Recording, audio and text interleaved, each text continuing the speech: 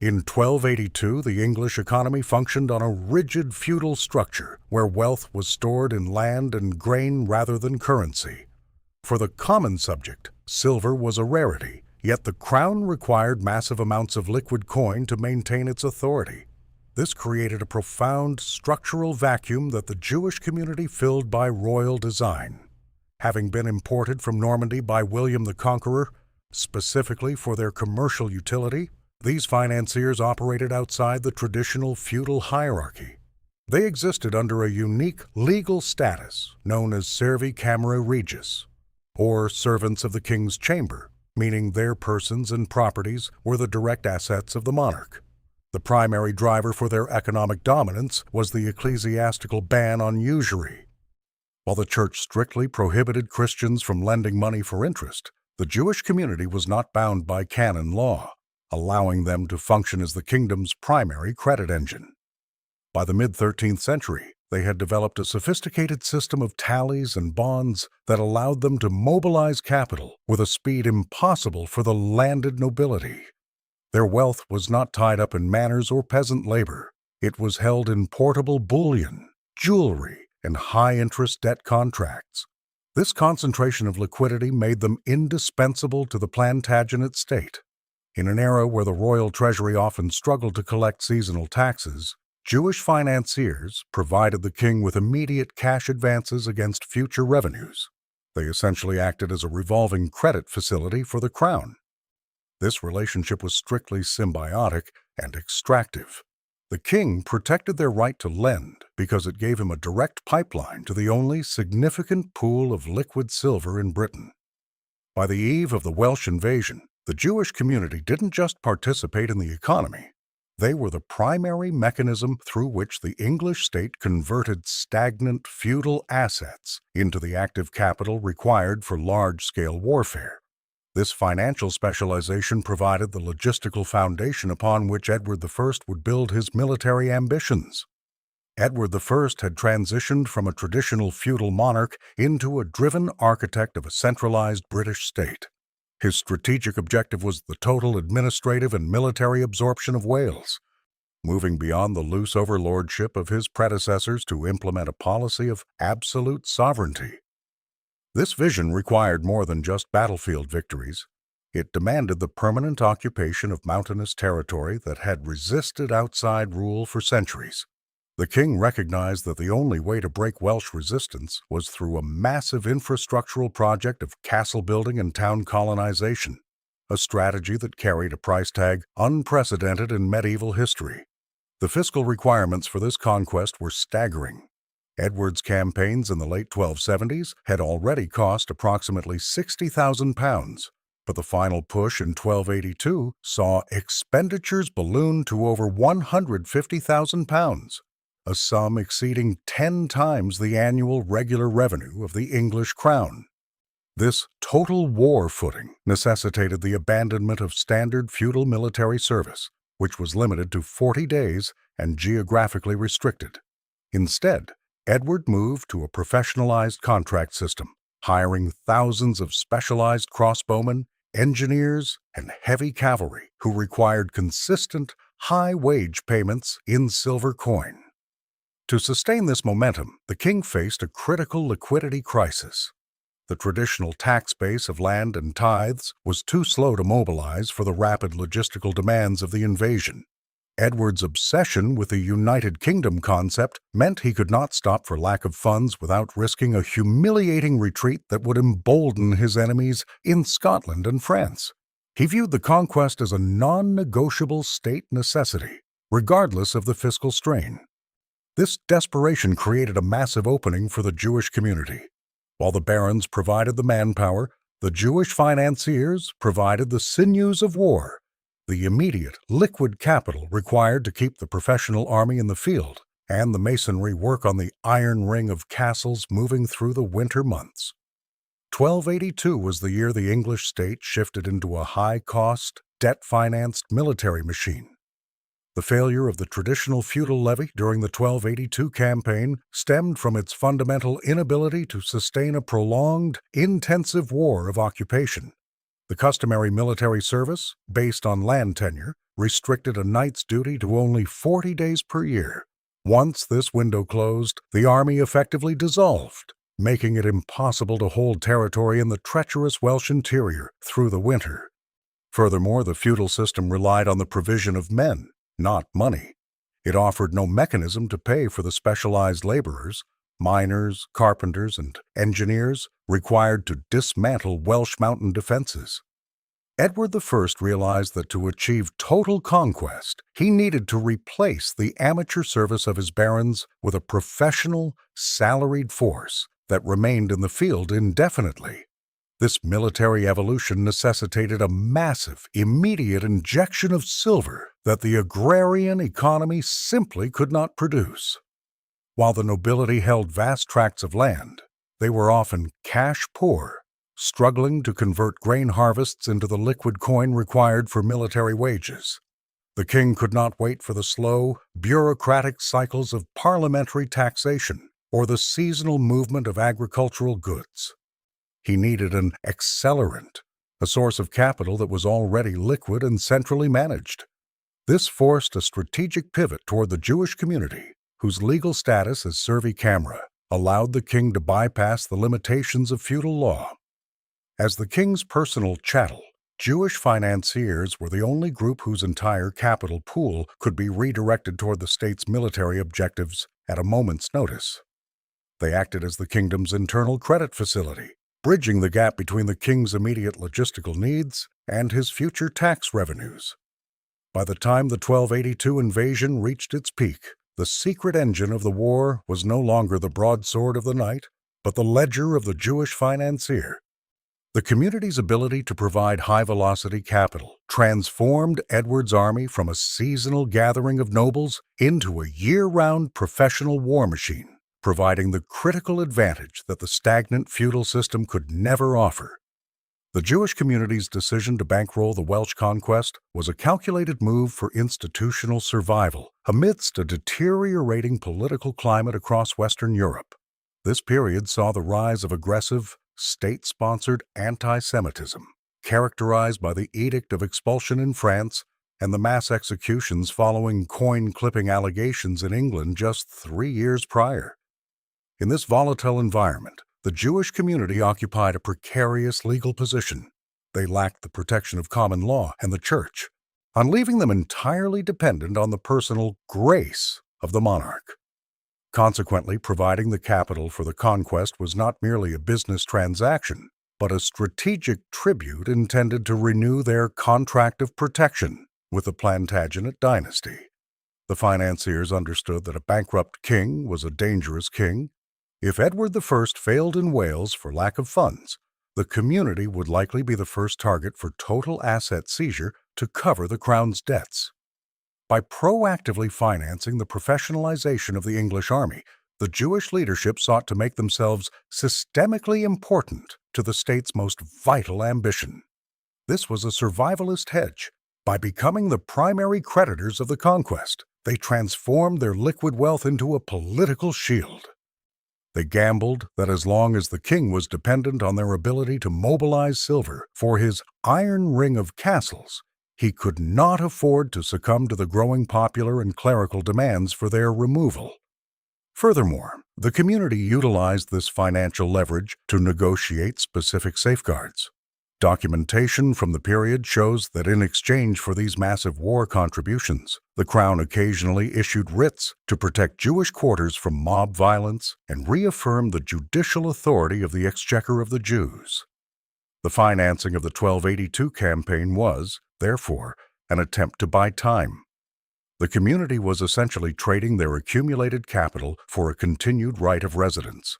I'm hoping that the completion of the United Kingdom would usher in a period of royal stability that would secure their future against the rising tide of continental fanaticism. The legal framework of the 1282 conquest was defined by the doctrine of servi camerae regis, or serfs of the king's chamber.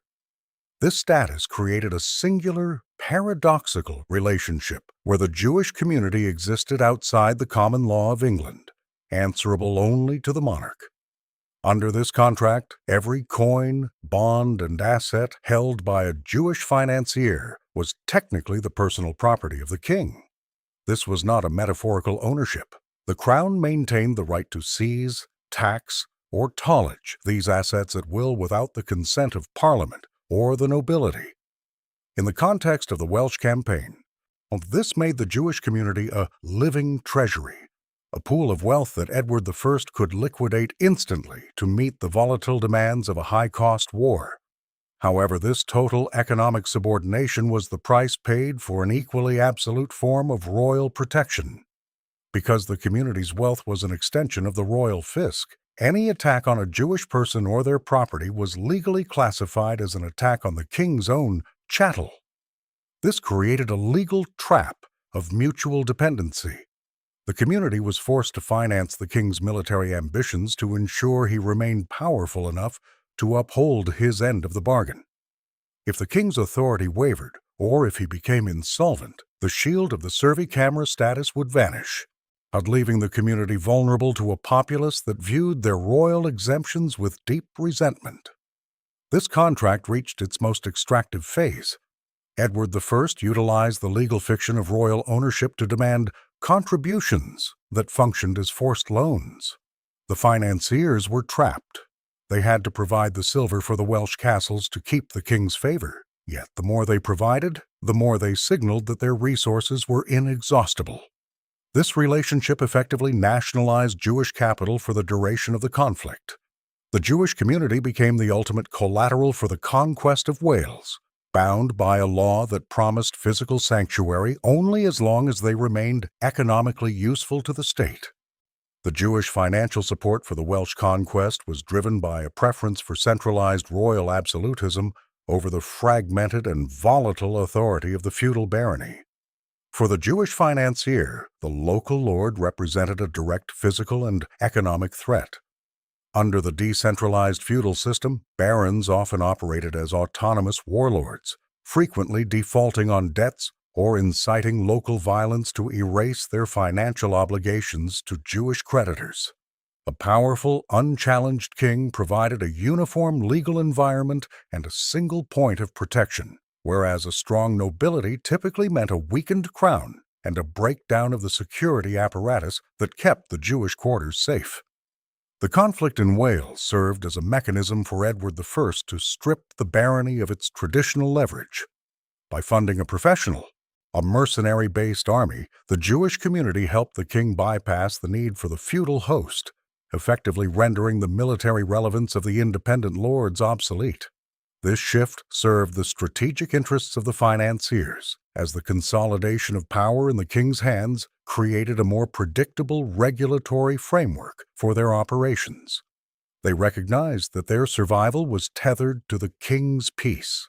Therefore, any investment that strengthened the central state at the expense of local aristocrats was a hedge against the lawlessness of the provinces. Furthermore, the nobility was the primary class indebted to Jewish lenders.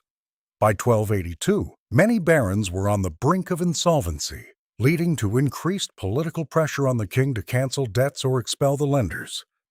The Jewish community's massive contributions to the Welsh war chest were intended to ensure that the king remained their primary patron and protector against these predatory debtors. They banked on the fact that a triumphant Edward I, fueled by their silver, would have the military and political capital to ignore the anti-Jewish petitions of the disgruntled, indebted barony. In this light, financing the conquest was a move to solidify a monolithic royal power that could shield the community from the jealous hostility of a declining feudal elite.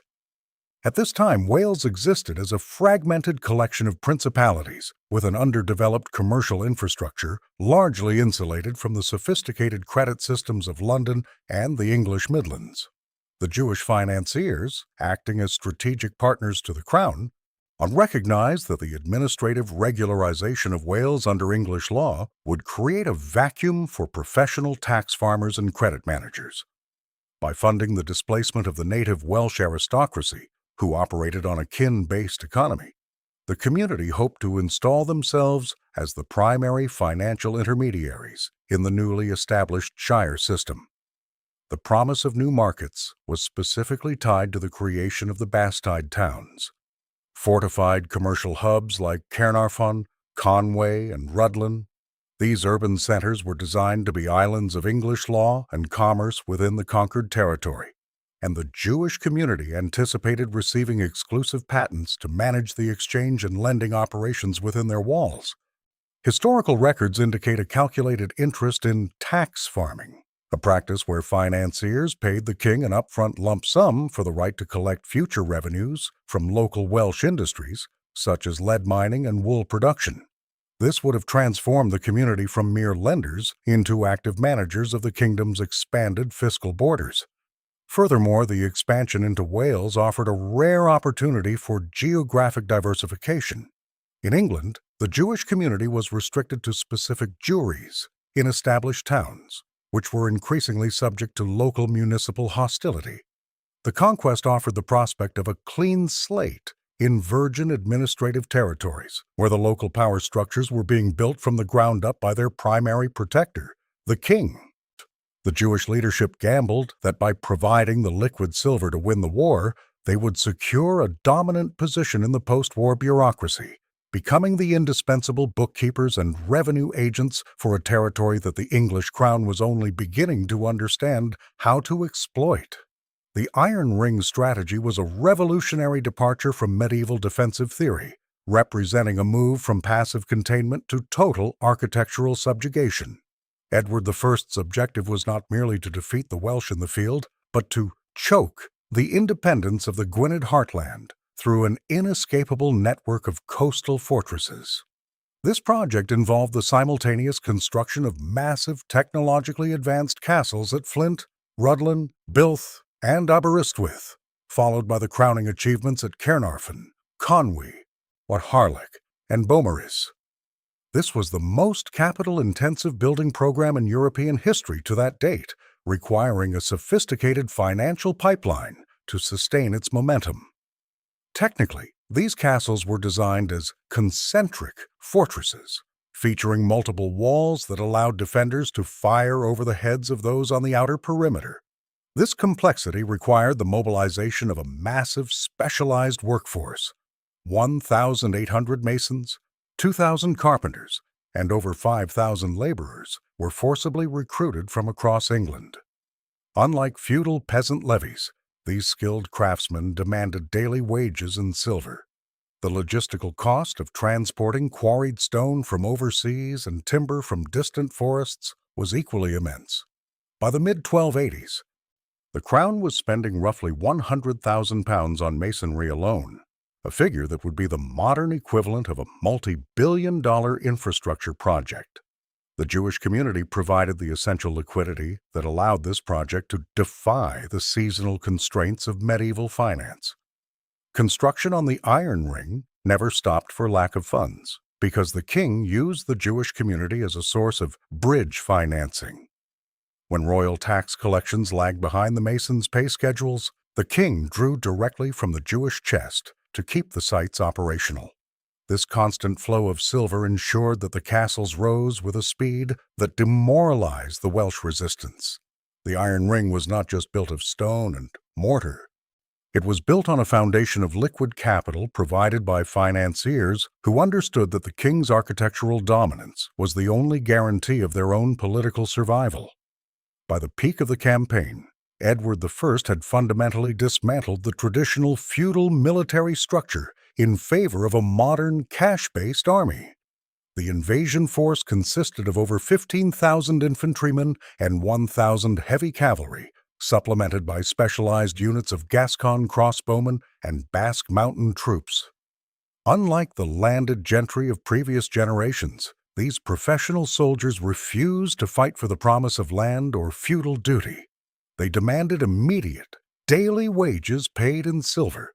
A knight's daily rate was set at 12 pence, while foot soldiers received 2 pence, rates that, when aggregated across the entire theater of war, created a weekly payroll obligation that the royal treasury could not meet through conventional agricultural rents.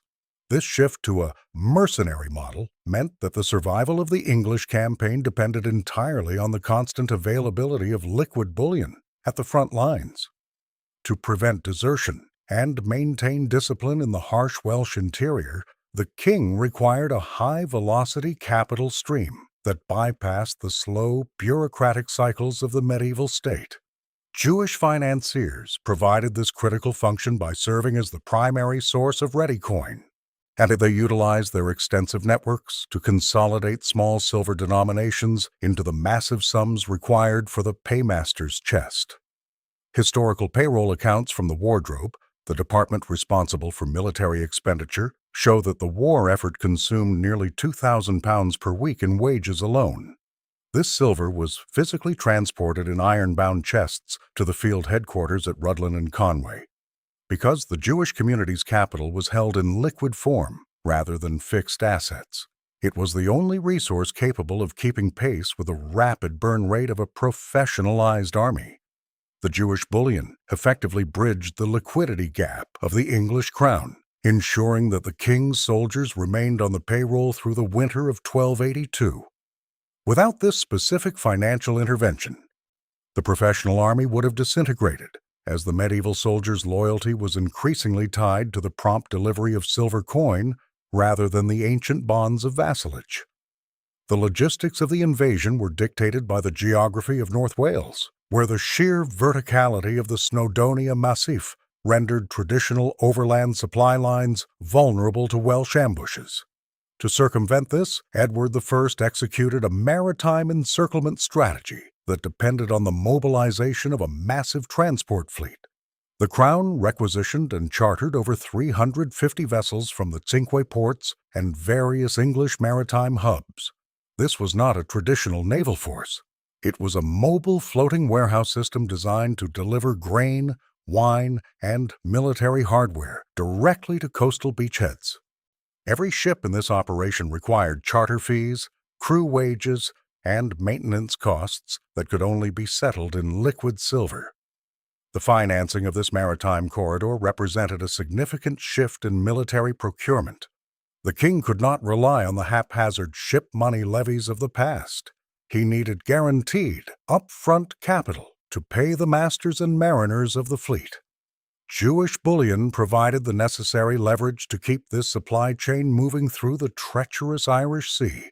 Historical accounts reveal that the navy of the Cinque ports received thousands of pounds in silver coin to ensure the delivery of over 3,000 quarters of wheat and thousands of carcasses of salt meat to the field headquarters.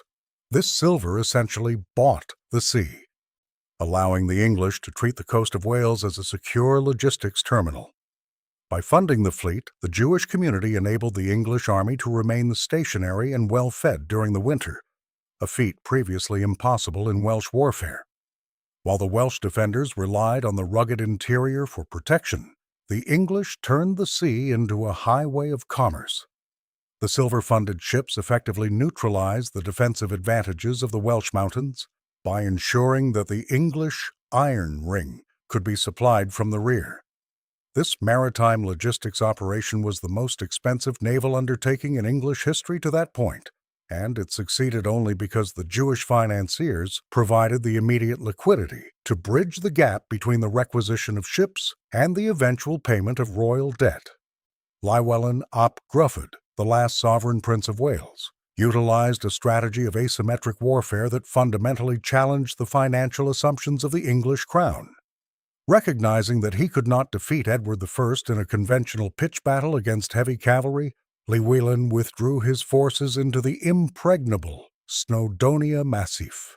He transformed the conflict into a war of attrition, utilizing high-altitude guerrilla tactics to strike at English supply lines, and then vanishing into the mist before reinforcements could arrive. This tactical brilliance forced Edward I to maintain a massive standing army in the field, long past the traditional summer campaigning season, a military necessity that had never been factored into the initial budget of the Conquest. The Welsh defense was built on the concept of a mobile economy. Llywelyn's subjects moved their cattle, their primary form of wealth, into the deep valleys of the interior, denying the English the ability to forage or live off the land. Consequently, every calorie consumed by the English army had to be imported from England and Ireland at a massive premium. As the autumn of 1282 turned into a brutal winter, the burn rate of royal capital accelerated. The cost of maintaining specialized mountain troops, who were required to counter Llywelyn's light infantry, pushed the English treasury toward a breaking point.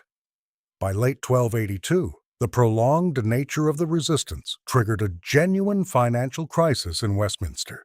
The initial war chest, largely funded by Jewish tallages and loans, was exhausted.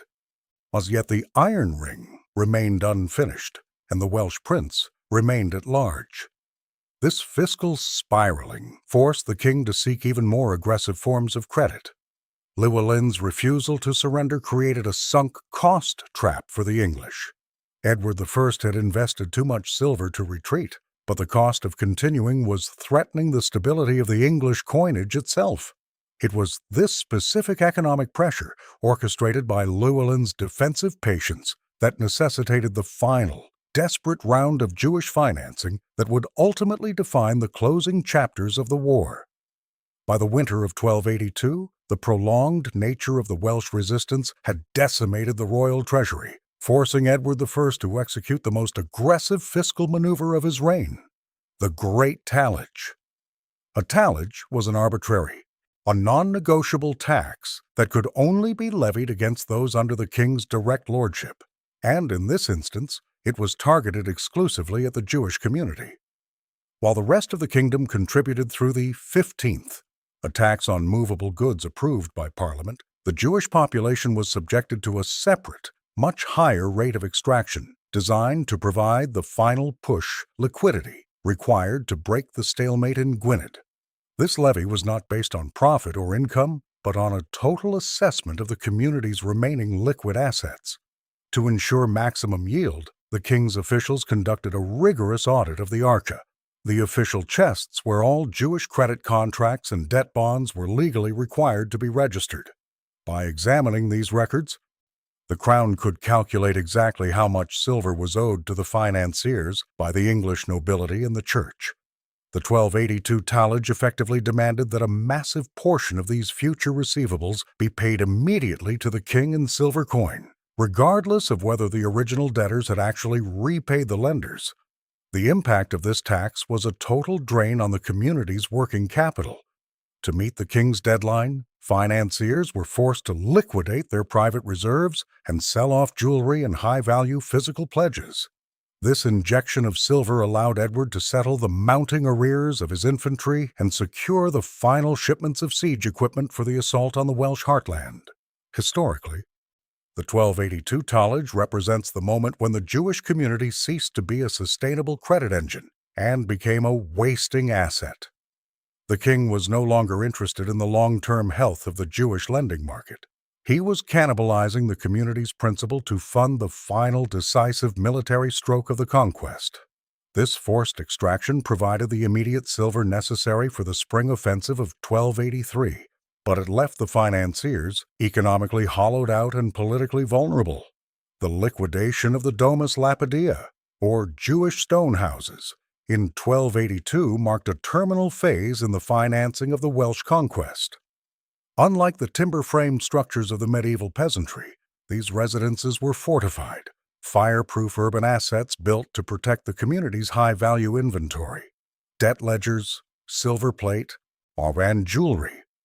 Because the Jewish population was legally classified as the king's chattel, Edward I exercised his right to force the sale of these properties to raise the immediate silver required for his winter logistics. This was not a standard real estate transaction, but an emergency fire sale of the community's primary physical infrastructure. The sale of these houses provided the Crown with a dual financial advantage. First, it generated instant liquidity to settle the mounting arrears of the royal masons and crossbowmen. Second, the transfer of these properties often went to the king's loyal administrators, or Italian bankers, effectively rewarding the military bureaucracy with Jewish assets. Records from the hustings rolls in London and the Exchequer of the Jews detail the systematic appraisal and transfer of these buildings. which were among the few structures in English cities capable of serving as mints or secure storage for the royal war chest. By forcing the financiers to sell their homes and private family heirlooms, the king was stripping away the last layer of their economic security. The liquidation extended beyond the buildings to include the pledges, the gold crosses, silks, and plate, left by Christian debtors as collateral. The king demanded that these items be melted down or sold to bullion dealers to maintain the currency's volume during the peak of the campaign. This process represented a total asset stripping of the community. For the Jewish financiers, the loss of the stone houses meant the loss of their ability to safely conduct business. By the time the final Welsh strongholds began to crumble, the Jewish quarters of England had been physically and financially hollowed out, their capital literalized into the mortar of Edward's iron ring. As the English treasury hit a point of near total depletion, Edward I implemented a sophisticated financial maneuver known as the debt transfer mechanism. This was not a traditional loan, but a tactical acquisition of the Jewish community's accounts receivable. Under the legal framework of the Exchequer of the Jews, all credit transactions were registered in triplicate on parchment rolls. By seizing or purchasing these bonds, the king effectively stepped into the shoes of the Jewish financiers, becoming the direct creditor to the English nobility and the church. This maneuver provided the king with a massive pool of untapped capital. Many of England's most powerful barons were heavily indebted to Jewish lenders. By transferring these debts to the crown, Edward I gained immense political and financial leverage over his own aristocracy. He offered these debtors a choice: pay a discounted lump sum directly to the royal war chest immediately, or face the full aggressive seizure of their lands by royal agents. Most chose to pay, providing the king with a sudden, massive injection of silver coin that was otherwise locked in long-term, interest-bearing contracts. This mechanism fundamentally altered the nature of the war's financing. It transformed the static paper wealth of the Jewish community into dynamic military funding. The king was essentially liquidating the Jewish community's entire business model to pay for the professional soldiers and heavy siege engines required to break the Welsh resistance. For the Jewish financiers, this was a catastrophic loss of their primary income stream. They were forced to hand over their most profitable assets, the interest-bearing debts of the elite, in exchange for nothing more than the king's continued and increasingly fragile protection. By the time the final Welsh strongholds fell, the king had successfully nationalized the private credit market of England, using the diverted interest of the nobility to cement his conquest of the West. This was the ultimate realization of the servi doctrine. The community's profit was, in the end, the king's military capital.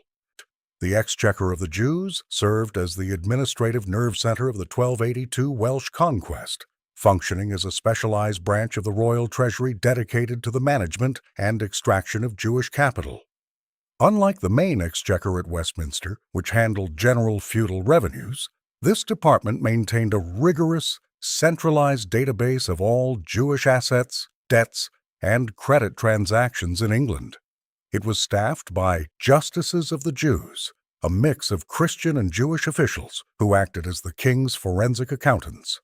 Their primary function was to ensure that the liquidity of the Jewish community remained visible and accessible to the crown at a moment's notice.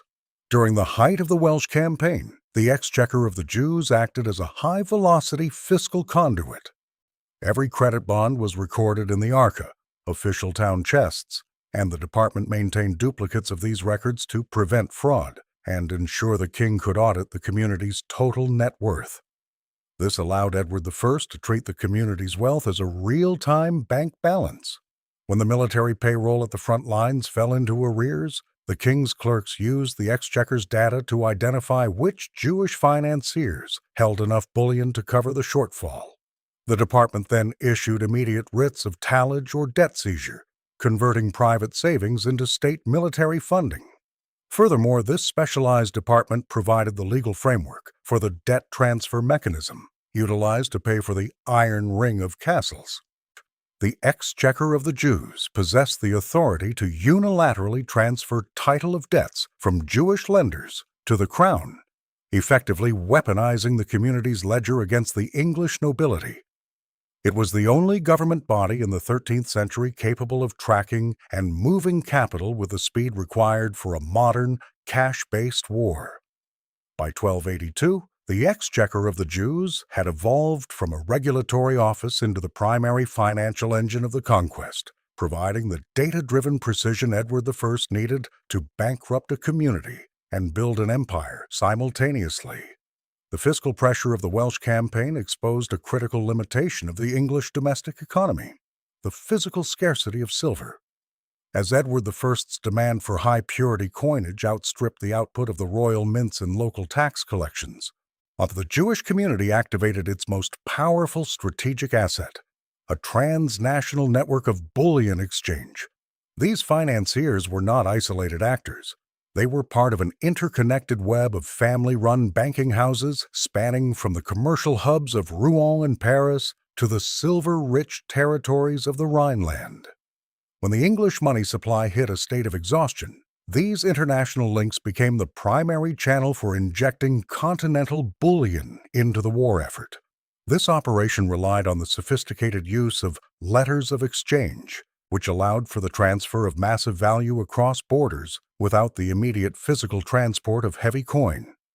Jewish financiers in London could draw on credit held by relatives or partners in Flanders or France, effectively pulling foreign silver into the English royal coffers to back the king's military contracts. This cross-border movement was essential for maintaining the fineness and volume of the English currency during a period of intense inflation. By leveraging these global connections, the community provided the king with a form of external financing that no other group in England, including the emerging Italian merchant houses, could yet match in terms of speed and reliability. Furthermore, these networks acted as a hedge against local economic volatility. While the English nobility was restricted by the limits of their own harvests, the Jewish community could tap into the liquid reserves of the wider European diaspora. This ability to mobilize offshore capital allowed Edward I to continue his expensive siege operations, even when the domestic economy was paralyzed by the costs of the invasion. The international bullion network transformed the conquest of Wales from a local territorial dispute into a conflict sustained by the broader capital flows of medieval Europe. For a brief window in 1282, the Welsh mountains were being assaulted not just by English steel, but by a globalized stream of silver, orchestrated by a community that operated across the frontiers of nations. The English military strategy suffered a catastrophic tactical failure at the Battle of Molydon, an event that instantly transformed a costly war of attrition into a systemic financial emergency.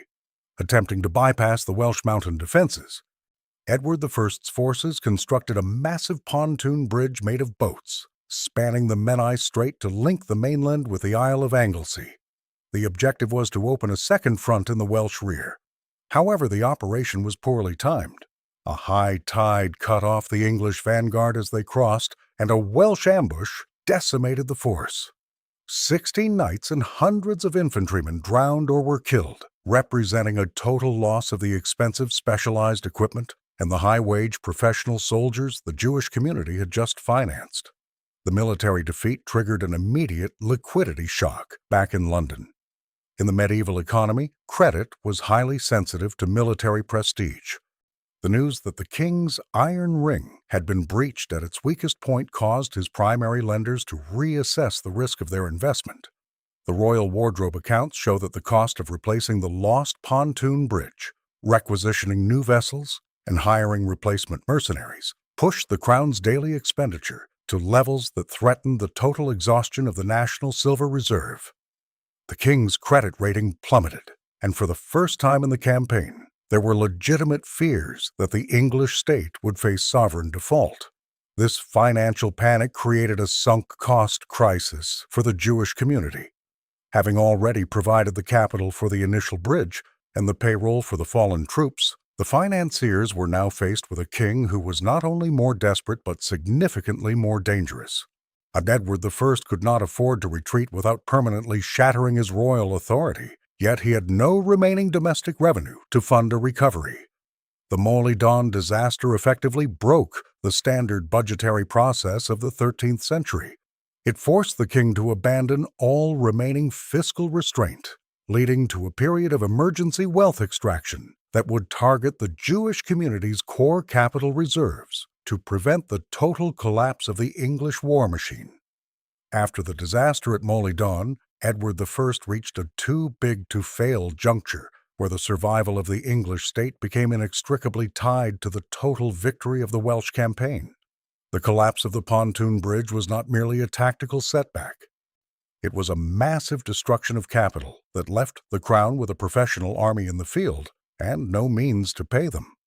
Retreating at this stage would have meant sovereign bankruptcy, as the king would have been unable to repay the initial war loans without the spoils and taxes of a conquered Wales. To avoid this, Edward executed a doubling down strategy, demanding an even deeper level of financial commitment from the Jewish community to fund a massive reorganization of his forces. This phase of the conflict saw the transition from traditional taxation to a form of predatory credit. The king's officials utilized the Arca records to identify every remaining fragment of Jewish wealth, including small-scale debts owed by local tradesmen. But Edward demanded that these secondary assets be collateralized immediately to secure new loans from continental merchants and the Italian Riccardi house. The Jewish community was essentially forced to act as the ultimate guarantor for the king's mounting military debt. Because they were legally royal property, their remaining capital served as the primary security for the emergency credit lines that kept the Iron Ring construction projects operational through the winter of 1282. By late 1282, the king's demands had moved beyond the extraction of profits into the systematic dismantling of the community's principal. The financiers were forced to underwrite the costs of a new spring offensive, including the recruitment of 1,000 fresh heavy cavalrymen and the fabrication of even larger siege engines. This was the point of no return for both the king and his lenders. The Jewish community's strategic motive was now entirely defensive. They had to ensure Edward's victory because a defeated king would have no reason and no resources to honor his promises of protection. The 1282 campaign had evolved into a high-leverage gamble where the Jewish community provided the stakes for a king who refused to leave the table. On December 11, 1282, the Battle of Orwin Bridge near Chilmeri marked the sudden, decisive moment where the English crown's massive financial overextension finally converted into a tangible military dividend. Llewellyn ap Gruffydd was killed in a chance skirmish while separated from his main body of troops, a decapitation of the Welsh leadership that instantly collapsed the political cohesion of the resistance. For the English, this was the breakthrough event that justified the astronomical burn rate of silver bullion over the preceding months. The death of the prince effectively foreclosed Llewellyn's strategy of attrition, ensuring that the capital invested in the professionalized infantry and the maritime supply chain would not be wasted in a perpetual stalemate. The fall of Llewellyn transformed the Welsh campaign from a high-risk military gamble into a low-risk administrative cleanup. With the sovereign head of the Gwynedd dynasty removed, the Iron Ring of castles ceased to be contested fortifications and became permanent colonial outposts. The immediate fiscal impact was a stabilization of royal credit. The news of the prince's death allowed Edward I to renegotiate the emergency interest rates he had been paying to continental lenders. The security provided by Jewish silver had successfully bought the time necessary for this military opportunity to manifest.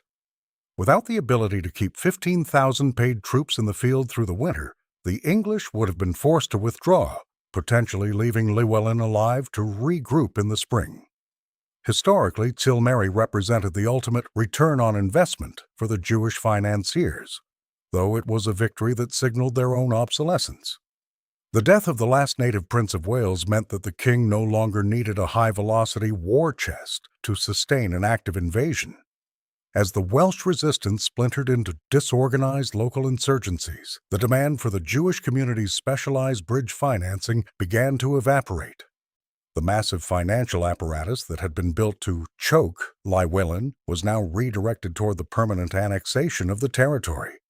The dividend of the 1282 campaign was the total absorption of Wales into the English state, a geopolitical shift made possible by the liquid bullion that had sustained the king's forces until the moment of the prince's fall. In the immediate aftermath of Llywelyn's fall in December 1282, the Jewish community experienced a deceptive period of relative calm, characterized by a pause in the aggressive fiscal extractions of the previous months. This lull was a direct result of the sudden influx of wealth into the English treasury following the collapse of the Welsh resistance. The crown began to seize the physical assets of the native Welsh aristocracy, including royal regalia, cattle, and vast timber reserves. With the spoils of war providing a temporary surplus of liquid resources, the king's dependency on the emergency bridge financing provided by Jewish tallages momentarily decreased, creating an illusion that the community had finally bought its way into a stable, long-term peace. The administrative focus shifted toward the Statute of Rhuddlan, which codified the annexation of Wales and established new counties. During this time, the Iron Ring project transitioned from an emergency military necessity to a routine public works program. Because the initial, most expensive phase of the conquest was complete, the king could afford to be less predatory in his treatment of his servi camera. Historical records show a brief reduction in the frequency of judicial audits of the Arca and a temporary decline in the number of Jewish families imprisoned for tax arrears. The financiers interpreted this relaxation of pressure as a successful fulfillment of their contract of protection, believing that the silver they provided for the conquest had secured their position within the new, expanded United Kingdom. However, this period of security was purely structural, not ideological. The king's treasury was overflowing with the one-time windfalls of conquest, but the long-term maintenance costs of the new Welsh administration were already beginning to mount. The community remained trapped by their legal status. Their safety was merely a reflection of the king's current cash flow. While the physical violence of the 1282 campaign had subsided, the political and clerical resentment toward Jewish lenders continued to build in the background. The Jewish community had provided the capital to build the castles and pay the knights. But as the wartime necessity faded, the crown began to view the community not as an indispensable partner, but as a redundant and politically inconvenient liability.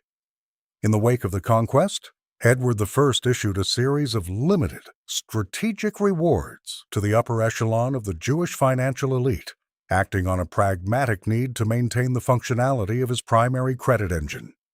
These concessions were not humanitarian gestures, but targeted maintenance grants designed to ensure that the most productive financiers remained solvent enough to continue managing the crown's complex debt portfolio.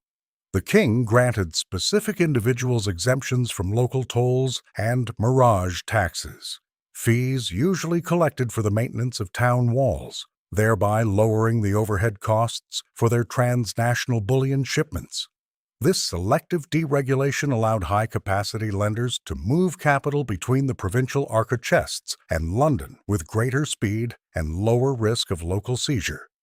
Furthermore, a small group of elite families received letters of protection that granted them limited freedom of movement across the newly expanded kingdom. This was a significant legal departure from the standard jury laws, which typically restricted the community to specific urban ghettos. By allowing his most useful servants of the chamber to travel without the constant threat of arbitrary arrest by local sheriffs, Edward ensured that his revenue agents could personally oversee the liquidation of assets in the newly conquered Welsh territories. These individuals were also occasionally granted the right to settle in Bastide towns, provided they continued to facilitate the flow of silver to the king's ongoing construction projects in Snowdonia. However, these rewards were strictly utilitarian and highly conditional. The king's gratitude functioned as a temporary license to operate within a decaying system. By granting these exemptions, the crown created a tiered hierarchy within the Jewish community, favoring a handful of court Jews who managed the largest war loans, while the majority of the population remained subject to heavy tallage and restricted rights. These rewards served to bind the Jewish leadership even closer to the person of the king, reinforcing the legal trap where their survival depended entirely on the continued favor of a single patron. This strategic leniency masked the reality that the community's capital had been largely exhausted. The rewards were merely the lubricant used to keep the machinery of extraction running for a few final cycles before the inevitable shift toward expulsion. The administrative annexation of Wales following the 1282 conquest required a level of fiscal precision that exceeded the capabilities of the traditional English feudal bureaucracy. To organize the newly created shires of Anglesey, Merioneth, and Caernarfon, Edward I utilized the clerical capital of the Jewish community, a cadre of literate, mathematically trained professionals who possessed centuries of experience in forensic accounting and tax farming.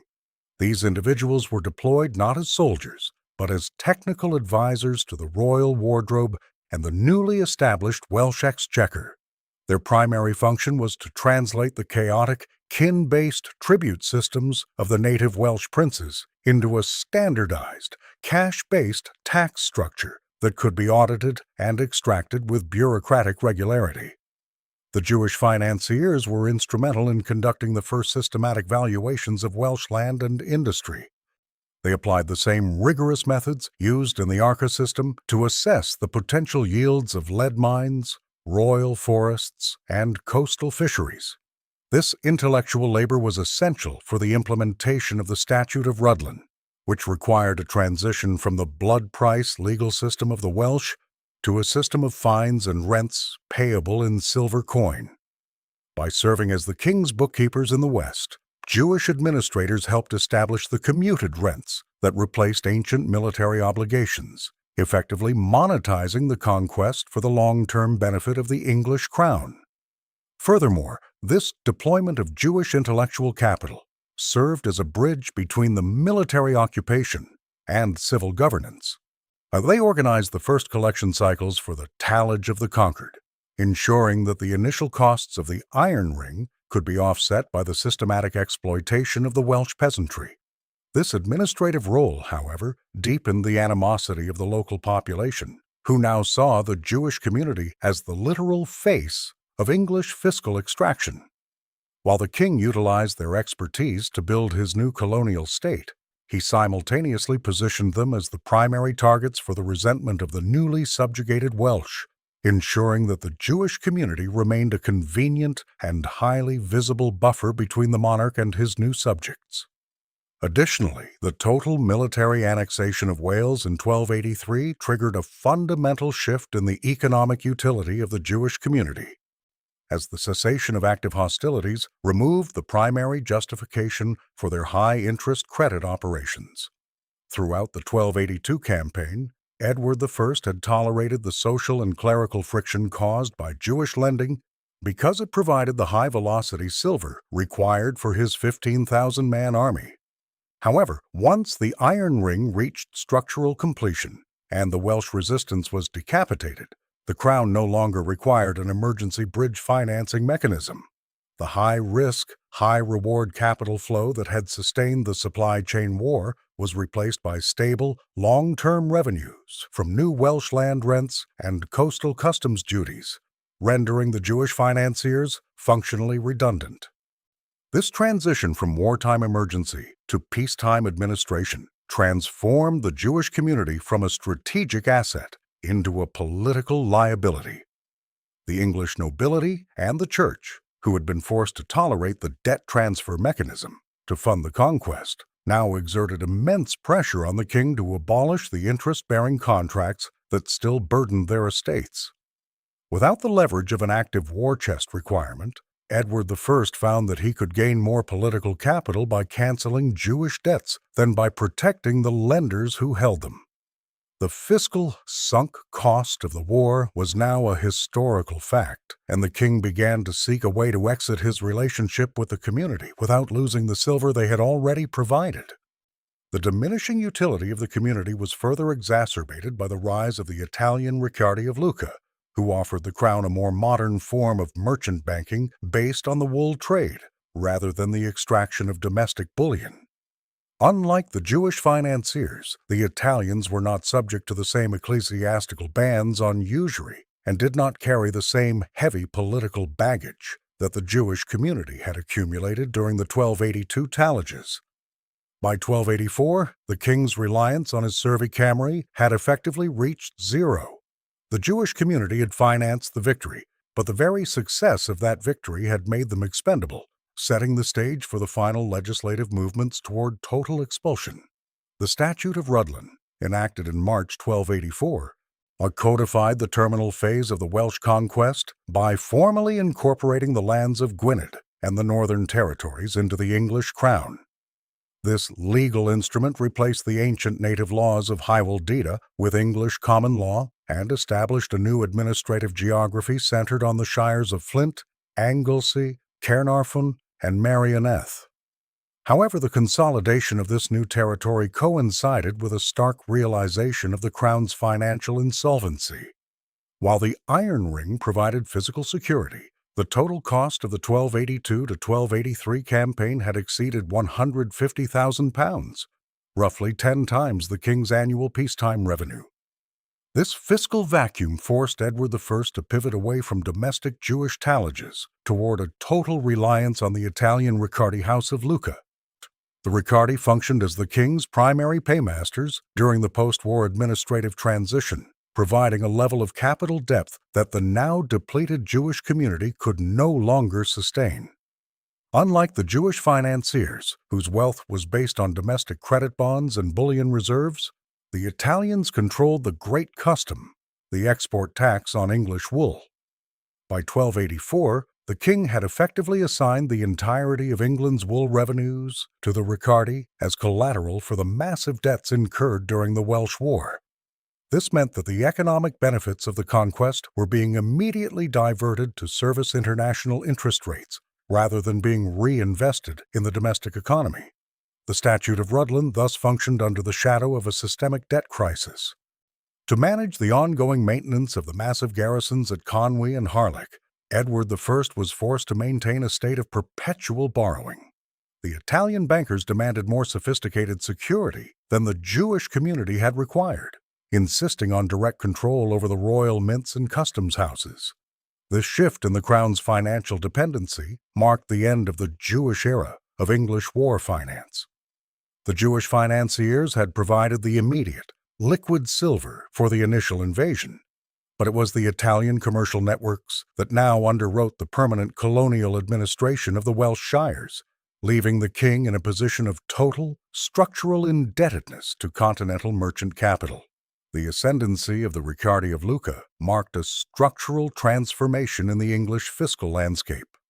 As Edward I transitioned from a predatory model of domestic extraction to a sophisticated system of international merchant banking.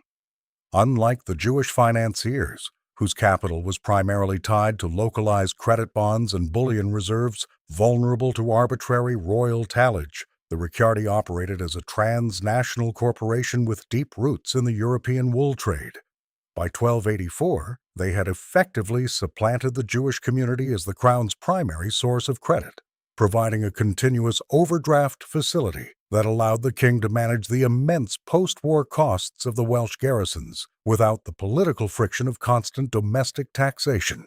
The Riccardi's primary leverage was their control over the Great Custom on wool exports, granted to them by the king in exchange for their role as his paymasters. This arrangement created a self-sustaining financial loop. The Italians provided immediate cash for royal expenditures, and in return, they collected the export duties at every major English port, including London, Boston, and Hull. This mechanism offered Edward I a level of liquidity that the now hollowed-out Jewish community could not replicate. While the Jewish financiers were limited by the physical silver they could extract from their debtors, the Riccardi could leverage the entire productivity of the English agricultural sector to secure massive loans from the Papal Curia and other continental markets. By 1285, the Riccardi had integrated themselves into the core of the English administration, managing the royal mint and overseeing the transition to a more centralized currency. This systemic integration rendered the bridge financing role of the Jewish community obsolete. The king no longer needed a vulnerable domestic group to serve as his private bank when he could access the global capital markets through the Italians. The rise of the Riccardi provided Edward with a clean source of funding that carried no ecclesiastical stigma and required no complex legal protection of the lenders.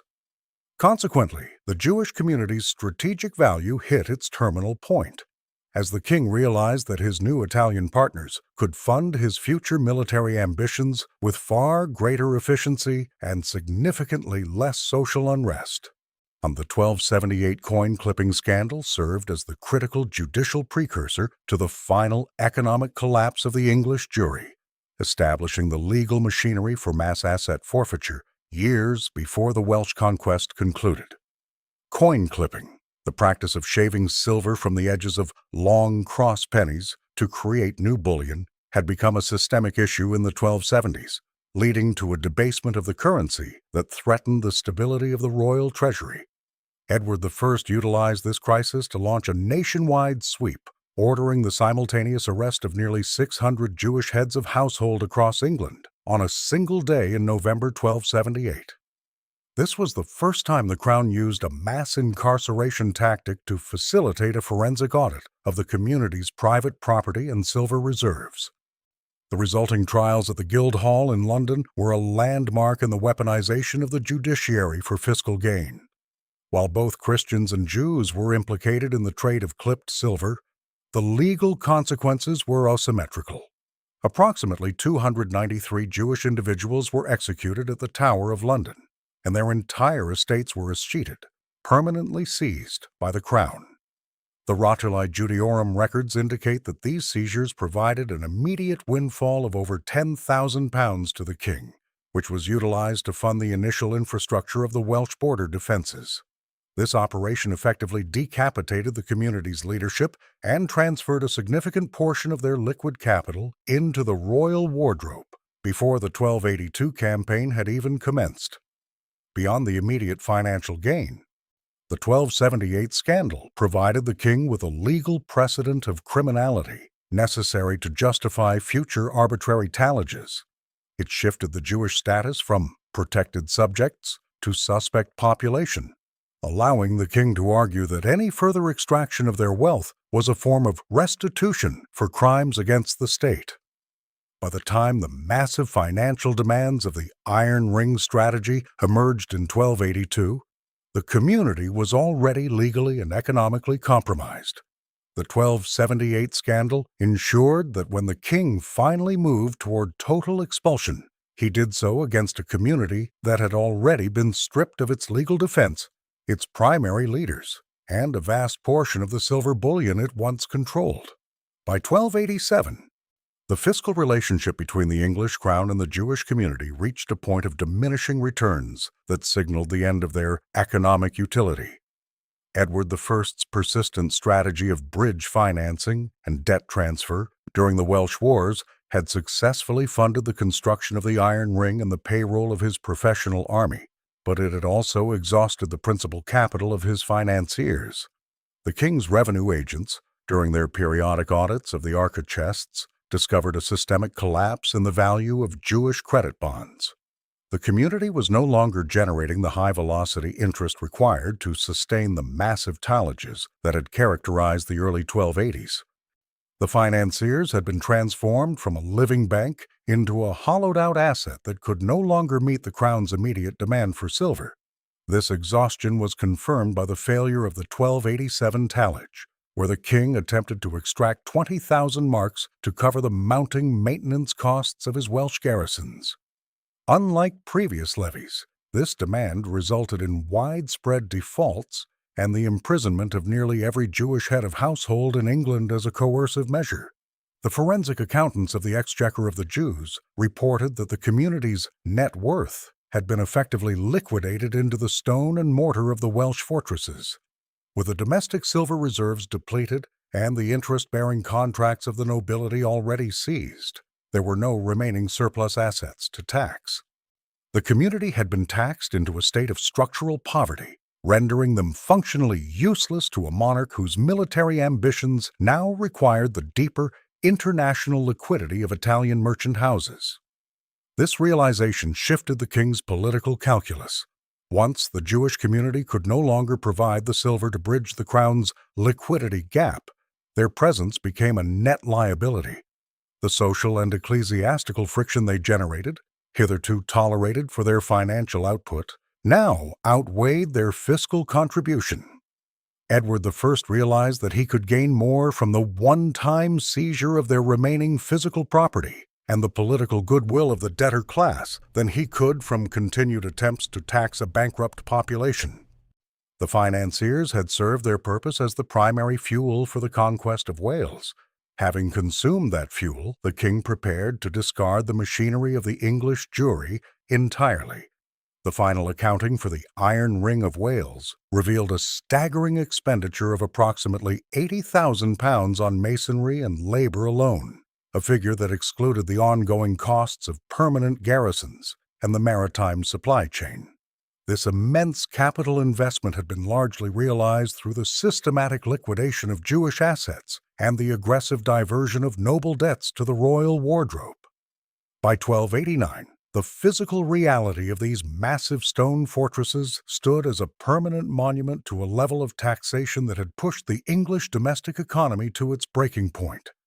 As the initial spoils of war from the Welsh territories were exhausted, the English taxpayer was left to bear the burden of a colonial administration that produced no immediate profit, leading to widespread civil and ecclesiastical unrest. To deflect the rising public anger over these sustained fiscal demands, Edward I initiated a strategic shift from economic extraction to political scapegoating. The king utilized the lingering resentment of the debtor class, nobles and knights whose lands were still encumbered by contracts originally held by Jewish lenders, to frame the community as the primary cause of the nation's financial distress. By emphasizing the blood price of interest-bearing loans, the Crown successfully channeled popular frustration away from royal military overspending and toward the Jewish population. This was a tactical maneuver designed to consolidate the king's authority at a time when his credit with the Italian Riccardi house was also becoming precarious due to the high costs of maintaining the Welsh shires. The Iron Ring had effectively bankrupted the Jewish community, but the king's need for further revenue to fund his ambitions in Gascony and Scotland required a final, decisive act of political theater. He realized that the total forfeiture of the remaining Jewish estates could be traded for a massive parliamentary grant, a one-time tax approved by the nobility in exchange for the total removal of their creditors. The Jewish community, having been physically and financially hollowed out to build the fortresses of the West, was now utilized as a sacrificial asset to pacify a restless parliament. The blood price of the castles was thus paid twice, first in the silver that built them, and finally in the expulsion of the people who had provided it. By 1290, the fiscal fallout of the Welsh conquest reached a terminal legislative threshold, where the king's structural insolvency necessitated a final, radical reconfiguration of the English state. The massive debt incurred from the Iron Ring, now estimated at over £100,000, had left the crown in a state of permanent dependence on the Italian Riccardi, while the English knightly class remained paralyzed by the secondary market of debts originally contracted with Jewish lenders. The political precedent established in 1290 was the realization that the Jewish community's legal personhood could be traded for a massive infusion of domestic tax revenue. In the Parliament of Westminster, Edward I negotiated the largest single tax grant of the 13th century, a 15th of all movables, in exchange for the total and permanent expulsion of the Jewish population. This legislative trade-off was a direct consequence of the war's financial exhaustion. The nobility, who had seen their lands collateralized for the invasion of Gwynedd, demanded the destruction of the Jewish credit records as a condition for granting the king new funds for his looming conflicts in Gascony. On July 18, 1290, the king issued the Edict of Expulsion, which not only mandated the departure of approximately 16,000 people, but also triggered the escheat of all remaining Jewish property to the crown.